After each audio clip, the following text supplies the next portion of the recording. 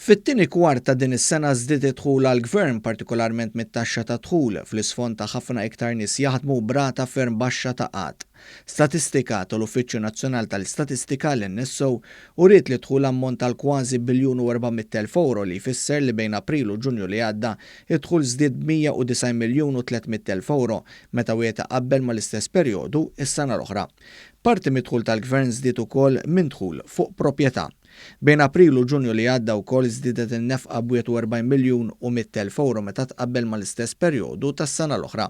L-akbar żieda fin-nefqa tal-Gvern kienet marbuta mal-kumpens lill-ħaddiema. Din ammontata għal €45,900,000. Kien hemm żieda wkoll fin-nefqa soċjali.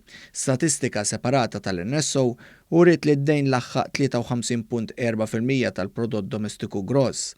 Dan huwa fost l-inqas irreġistrat fil-pajjiżi Ewropej, hekk kif pajjiżi bħal l-Awstrija, il-Polonja, il-Ġermanja u l-Portugal id-dejn tagħhom jisboq dak ta' Malta skont statistika tal-Uffiċċju tal-Istatistika tal-Unjoni Ewropea, il-Eurostat.